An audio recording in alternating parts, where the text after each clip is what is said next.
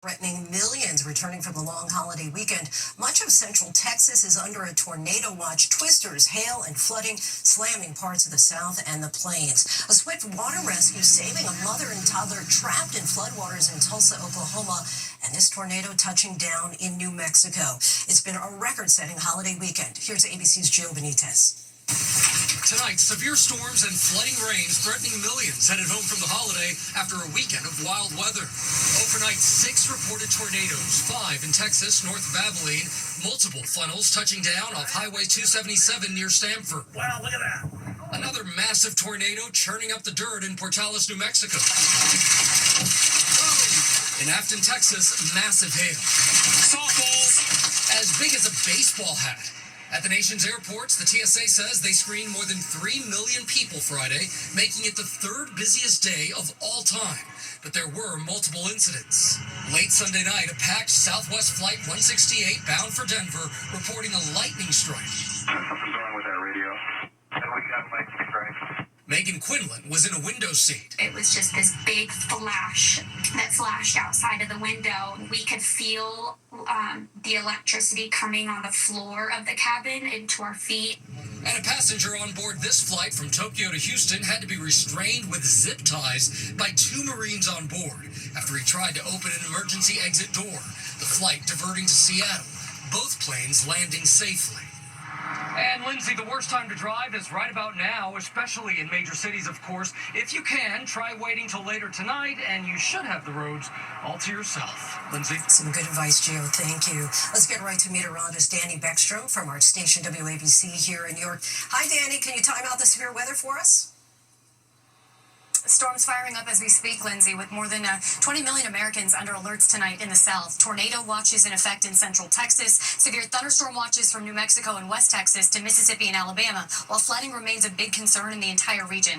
These strong storms track east into the overnight hours, impacting Austin and Dallas by 9 p.m. local time, with damaging wind, very large hail, and a few tornadoes possible throughout the lower Mississippi Valley into early Tuesday. By midweek, the system moves into the mid-Atlantic. Rain arrives to the I-95 corridor by Wednesday afternoon. Lindsay? Quite a mixed bag there, Danny. Thank you.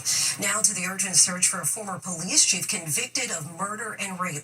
Police say he escaped from a prison in Arkansas over the weekend. And the new details tonight about that brazen jailbreak in New Orleans. 10 inmates escaping, 5 still on the run. The latest from ABC's Trevor Ault.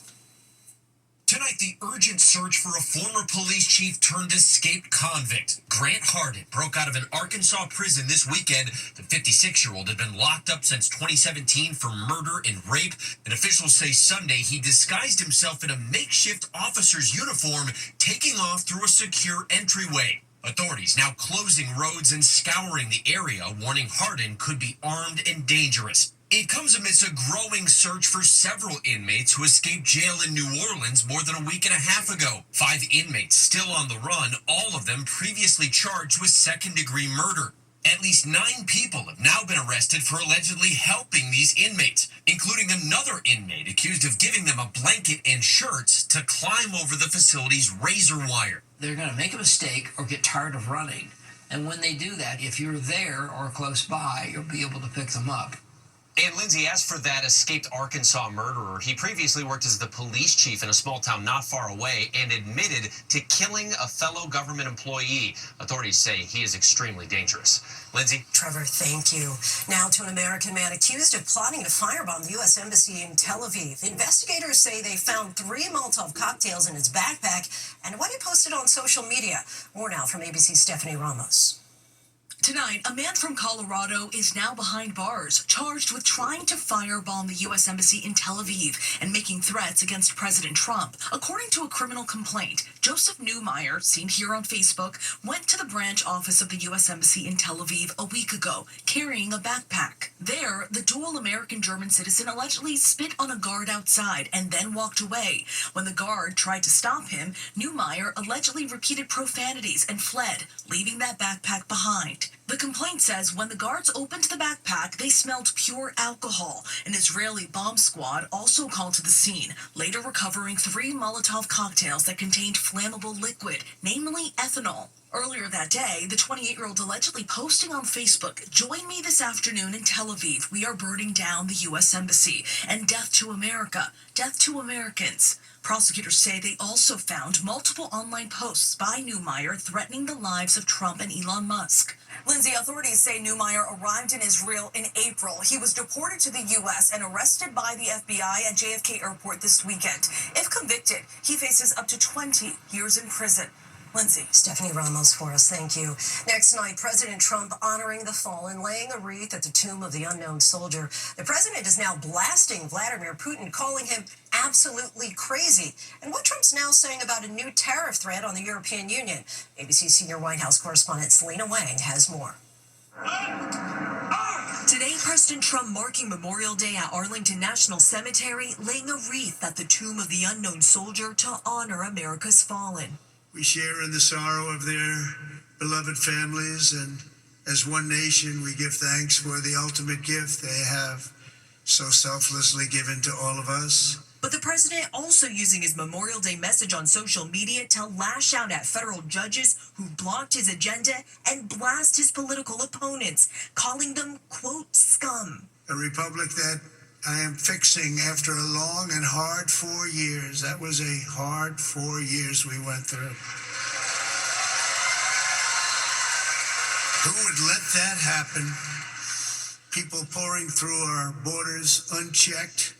And just days after a federal judge temporarily blocked the administration's ban on international students at Harvard, Trump is now threatening to take $3 billion in grants away from Harvard and redirect the money to trade schools. Part of the problem with Harvard is that there are about 31%, almost 31% of foreigners coming to Harvard. We have Americans that want to go there and to other places. The White House claims Harvard has become a hotbed of anti-American, anti-Semitic, pro-terrorist agitators. Allegations Harvard denies.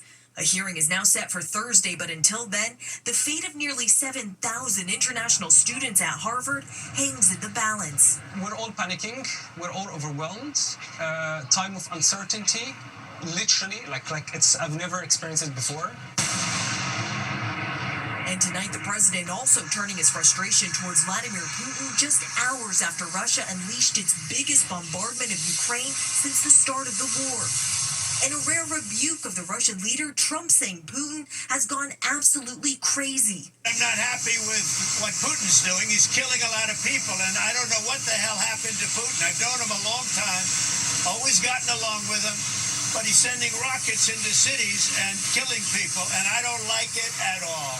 But the Kremlin pushing back tonight, suggesting Trump's comments might be due to emotional overload. Selena Wang joins us now from the White House. Selena, why does President Trump say that he's now giving the European Union more time to reach a deal before imposing that major new tariff? Well, Lindsay, is to allow for more time for negotiation. So President Trump had threatened 50% tariffs on European goods, but he's now delaying that by a month. But President Trump, he is keeping the pressure up on Apple, warning that they'll get hit with 25% tariffs if they don't make the iPhone here in the U.S., something that analysts say is unrealistic. Lindsay? Selena Wang for us, thank you. The stunning details emerging in that alleged crypto kidnapping plot. One man is Rangel, once the dean of New York's congressional delegation, has died. Rangel spent 46 years in the House, becoming the first black chair of the powerful Ways and Means Committee. A tax-related ethics scandal cost him that post. He was also a founding member of the Congressional Black Caucus, along with fellow New York political giant Shirley Chisholm, a political force for decades. Charles Rangel was 94. So much more ahead on World News. Next tonight, the search for suspects in a mass shooting. 11 people were injured, at least one critically, when gunfire erupted on a charter boat in the beach town of Little River, South Carolina last night. Police say it was an isolated incident, the shooting sparked by some sort of argument during a private holiday event. So far, no arrests. And the buzz over what French President Emmanuel Macron called joking with my wife. Video shows Macron taking hands to the face as he's about to get off a plane in Vietnam yesterday. Moments later, we see those hands belong to his wife, Brigitte. The scene prompted one French newspaper to ask, slap or squabble? Macron says the couple was play fighting. When we come back, the emotional message from Billy Joel's wife after he revealed a major health scare. To the index now. now, nature's power on display again in Hawaii. Visitors to Kilauea Volcano got to see this lava shooting nearly 1,000 feet in the air yesterday. The U.S. Geological Survey says this was the volcano's 23rd episode during its latest eruptive phase, which began in December. Next, a note of thanks from Billy Joel, the piano man fighting a condition which leads to a fluid buildup in the brain, thanking fans for their kindness today. On Instagram, his wife Alexis wrote, "Thank you for the outpouring of love and support," adding, "We look forward to seeing you all in the future." And record-breaking movie earnings, Lilo and Stitch, the live-action remake from ABC's parent company Disney, holding a massive $183 million this weekend, leading the way on Hollywood's best ever Memorial Day. At number 2, $77 million from Mission Impossible: The Final Reckoning. Overall domestic industry earnings are expected to hit $325 million for all films this weekend. When we come back, a man discovers his father's voice decades after the war hero's death. Finally, tonight, America Strong. One fallen hero's voice silenced when his children were too young to remember until now. This is Captain Riley Leroy Pitts, company commander of Charlie Company, 2nd Battalion, 27th Infantry in Vietnam. The first black officer in American history to receive the Medal of Honor. But just weeks before he was set to go home to be with his family, wife Eula May, son Mark, and daughter Stacy on Thanksgiving of 1967, Captain Pitts was killed by enemy fire. He was 30 years old.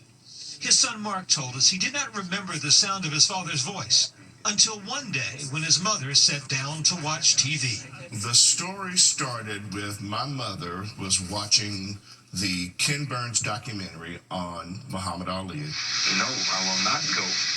And she starts telling me, "Hey, I just saw your dad. They interviewed him in this Muhammad Ali series." That clip, a short snippet of a Canberra crew in Vietnam talking to soldiers about Muhammad Ali refusing to be drafted to fight in Vietnam. And there he was, Captain Pitts. Simply because Muhammad Ali has these beliefs, there's no reason why people should go against him. That footage, it turned out, came from the vast depths of the ABC News archives. Our team then finding more than 40 minutes of unaired footage. So he found the original sequence of interviews, but he also found some other stuff. VC caches, VC themselves, if they're still here. This is called a search and destroy mission.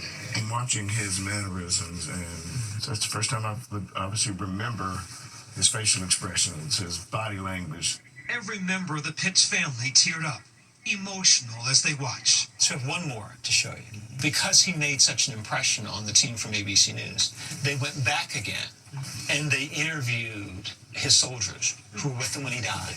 Leroy Pitts was more than an inspiration and a leader of his men. He was a man among men. Without his leadership, everybody would have completely fell apart. Clearly the respect that they had for him and the appreciation for his leadership and is probably more personal than it is anything that I saw in the video. Sex, this is Charlie Sickler. I'm seeing more than I expected, and don't know that I was quite ready for that much. I told you what. It's a lot. It's a lot. It's a whole lot more. Yeah, I just know that that I missed out on something special. I mean, I really do. Captain Pitts, a leader and hero. Our thanks to Byron. You can see the full story later tonight on Nightline. Thanks so much for watching. I'm Lindsay Davis. David Muir back here tomorrow. Good night. ABC's David Muir.